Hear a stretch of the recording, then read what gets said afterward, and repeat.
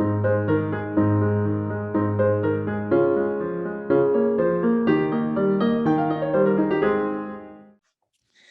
everybody. So today is my next episode in my holiday movie quick recaps, where I give my quick thoughts on all of the holiday movies that I have been watching. And this week I missed a few, but I still have tons and tons to talk about. Let me know if you saw a movie this week that I didn't mention. I would love to hear your thoughts on that. And the ones that I do talk about, I would love to hear your thoughts about that as well. So let's get started. Okay, let's start out with Lifetime. They had a movie every single day, and they started out with Christmas with a Crown, and this stars Marcus Rosner and Lisa Drew. I actually reviewed and watched this last year, and I really didn't care for it. It was not a successful royal movie for me, and I just thought the writing was really bad, and the story wasn't good, even for one of these royal movies. So then we have A Fiance for Christmas, and this was actually pretty fun. The idea is this single woman, she sets up a wedding registry as kind of a joke with her friend, and her friends find out about it and assume that it's real, and she kind of goes along with it. And I thought it was a pretty clever concept, a pretty good idea for a story. And that's something that I think most of us singles have wanted to do, is do a registry at some point. So that was, I thought, funny. The acting isn't the best in this, but Marie Osmond is actually pretty good. I thought the overall concept was strong. And so it was a pretty okay watch, I would say. Then we have Holiday in Santa Fe, Mario Lopez and Emerald Tobia. And this one was pretty generic as far as your save the business kind of story that we've seen a million times. The executive coming in, and then the two falling in love. But it was pretty well executed. It was fun to have sort of the Santa Fe touches in there, like the ham toss. I've never seen that before. It's okay. Then we have The Holiday Fix-Up. This stars Jana Kramer and Ryan McPartlin, and it was directed by Brian Herzlinger, who I really enjoy. And this one was a lot of fun. They had very good chemistry. I really liked both these two actors. Had a really good mid-movie kiss. The composer went nuts on this. It was very intense music, especially during the snowball fight.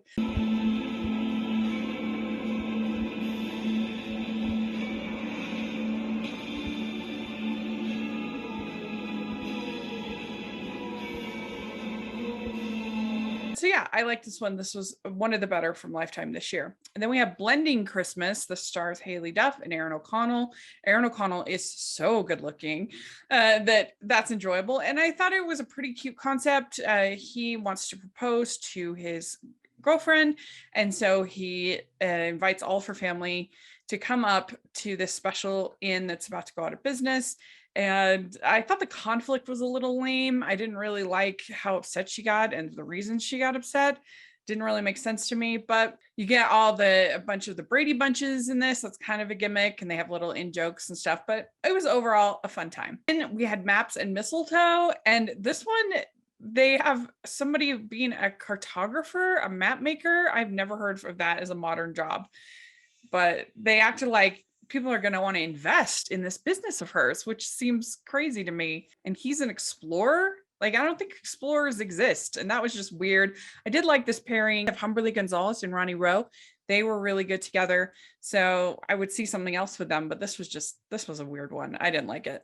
And then we have The Ghosts of Christmas Past. And this is basically a friends to lovers story, which I really enjoy. And she has ghosted all of these people online, not in real life. And she gets this fortune teller that she needs to repair her relationships that she's ghosted. So then she goes about doing that, not realizing that her friend, her BFF, she had actually ghosted him, but she didn't know it was him because it was just an online name. And it was really good. I liked this one. I thought they had good chemistry. I thought the whole concept was pretty clever. I don't know how she's ghosted so many people, but nevertheless, and I liked their group of friends that's sort of always, commenting and playing a part. This one was a surprise. I enjoyed it. Then we had on Peacock, we had A Christmas Miracle for Daisy, starring Nick Bateman and Jill Wagner. It kind of made me laugh because Jill Wagner plays an interior designer in so many of her movies. She always manages to take her leading men out shopping. That's like a thing that evidently Jill Wagner, you're going to get a good shopping montage, which made me laugh. But the little girl was very cute, and Nick Bateman is very dreamy, and they had good chemistry, him and Jill. And this was just kind of a classic Hallmark type movie about the community coming together and helping this couple. And so, yeah, I enjoyed this one. This was a sweet movie with a really cute little girl. Then on Paramount Plus and CBS, we got A Christmas Proposal, and this starred Adam Rodriguez and Jessica Cornacho. She plays this Uber driver who ends up taking him to visit his family, and through various conferences, they kind of decide they're going to have a fake relationship, and she's going to pretend to be his girlfriend. And I love that whole trope. It's so funny. It's so ridiculous, but I really liked the family. I really liked them. Thought they had really good chemistry. There was enough kind of sweet moments. I really thought this one was well done. I enjoyed it very much. So check it out. And then we had Shaun the Sheep, The Flight Before Christmas. This is the second Aardman short that we were getting on Netflix this season. We had Rob and Robin, which was so cute. And now we have this. And I love Shaun the Sheep. I think that both of the movies were really good. And I think that this is also really good, really cute. I think that if you have kids, or if you don't have kids, if you like cute animation, then you'll enjoy Shaun the Sheep, The Flight Before Christmas. On Peacock, we had The Housewives of the North Pole. This stars Kyle Richards, and Kyle Selig was in it. And I really enjoyed this movie. I thought it was funny. I thought that Kyle Selig was so dreamy in it. He's a real standout this season, I think, of all of these movies. I thought they could have done more with the North Pole setting. This is pretty basic, your normal Christmas movie town. They could have had some more fun with North Pole. But other than that, it was enjoyable and like a little bit edgier than you get from Hallmark. On OWN channel, we had A Christmas Stray, and I was actually looking forward to this because OWN's movies have been better this season, but this one was not good. It had some of the worst product placement I've ever seen in a movie. Okay.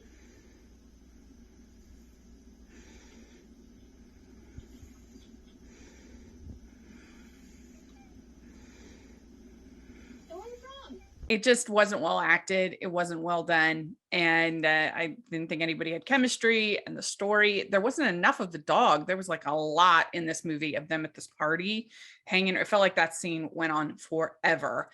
So yeah, this one didn't work for me. So let's talk about Hallmark. We have Sister Swap Part 1 and 2, and these movies converged together. They were telling the same story. And so you got little Easter eggs for both movies in both movies, which was a really fun idea, fun concept. And I love the Williams sisters. I think they're great. But I think if you take away that gimmick that they had, the actual stories of the movies were pretty basic and not as compelling as I hoped they would be. I mean, the first one is basically a save the theater story, and then the second one is basically a party planning movie, which I wish they had given them something more interesting to do in the sister swaps than what they did, but they were cute enough. We had a bunch of the talent from the Sister Swap movies on the podcast. They talked about their experiences with making the film and just what a fun shoot it was here in Utah. So that's really fun. I gotta say, I've never seen such cool, innovative storytelling from them. It's really outside the box across the board, you know? Mhm. So I think it's a good time at Hallmark. It really is. I love Utah. Oh yeah. Nicest people I've ever met. Nicest place I've ever been as far as people.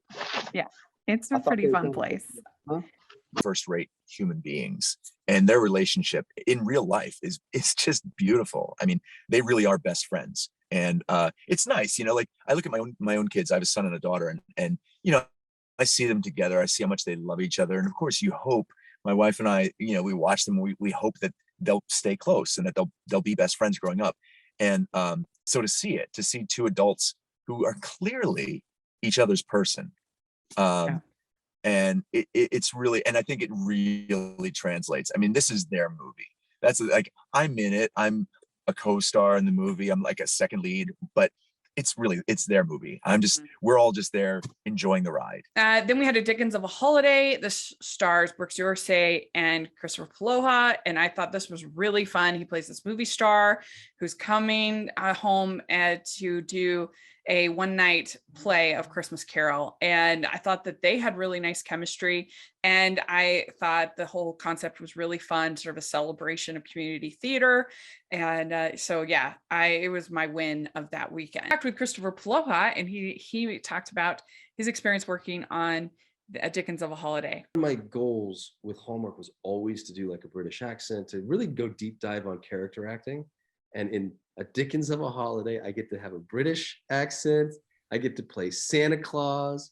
I get to play this total D-bag of a Hollywood. Come on, everybody. And then like all of a sudden he turns into this really sweet guy. And you're like, oh, I like I love that. Really fun. Like personally, the experience was good, clean, pure fun. And then the job itself, like the role that I got to play, was just such a just a juicy joy. And then we had A Royal Queen's Christmas. This stars Megan Park and Julianne Morris. And I did not expect to like this. And I thought it was very charming. It really surprised me. I thought that, again, they had really nice chemistry.